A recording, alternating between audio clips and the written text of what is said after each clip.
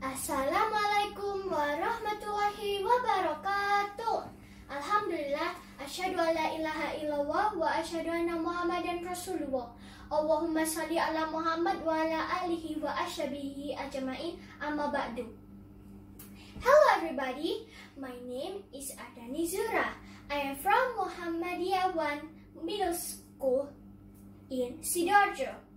First of all, I would like to thank and praise Allah Almighty for abundance of grace and joy of all of us can still gather in this place without any barrier and in good health. Not forgetting the salawat and greeting we pour out to our Prophet Muhammad SAW, who has brought us out of the dark age to the bright era named Islam. And I also like to thank the honorable judges who has given me the opportunity to perform in front of all of you. And last but not least, the honorable teacher that has given me advice and the honorable friends that support me throughout the process. The honorable audience, in this opportunity, I would like to give you a speech about Generation Z. A couple of days ago, I watched a video that popped up in my YouTube recommendation, The Generation as Characters. It sounds interesting, so I clicked on it. The first generation she draw is Generation Z. You're a Generation Z if you're born in 1995 until 2010. If you're older than that, that means you're millennial. But if you're younger than that, that means you're Generation Alpha. That means I am a Generation Z because I was born in 2007. Out of curiosity, I searched in Google names of generation. Well, in the article I read, it said, and I quote, "This generation is also one of that can't be separated from its gadget. Unlike the previous generation, Gen Z didn't know Indonesian culture as much as millennial. This is of course the effect of gadget in their day-to-day life. A lot of them prefer Western music than traditional music. I'm not trying to be a hypocrite. I too would rather listen to Western music. Not because traditional music is outdated, it's just not my type of music. But it doesn't mean that we just can't forget about it. It's our responsibility to keep the traditional going. Why? So the next generation would experience the traditional game that the previous generation grew up on. Not only traditional games, but also traditional songs.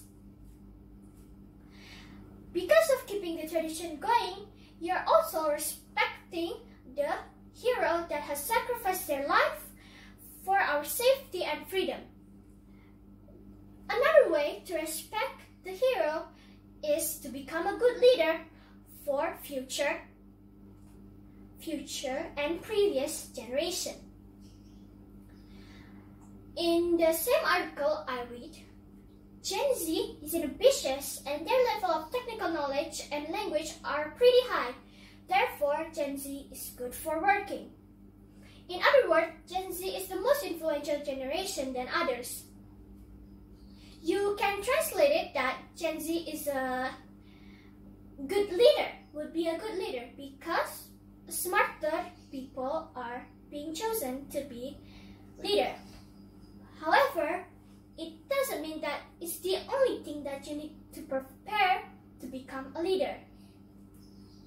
So, what do you need to prepare when you're a good leader, to be a good leader? Well, I have compiled tips from the internet and some of mine too. Number 1, make connection.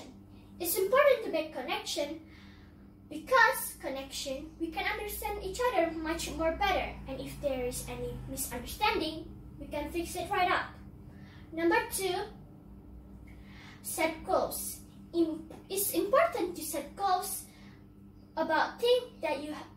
achieve when you're becoming a leader.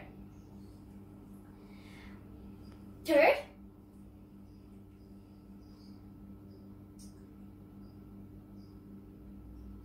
join organization. You will have experience from it.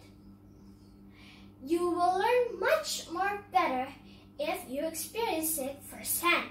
And fourth, be open-minded.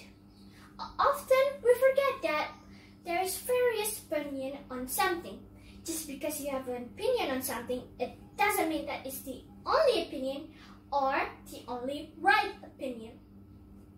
A good way to be open-minded is to hear or listen to stories, either from a friend, internet, or from a book.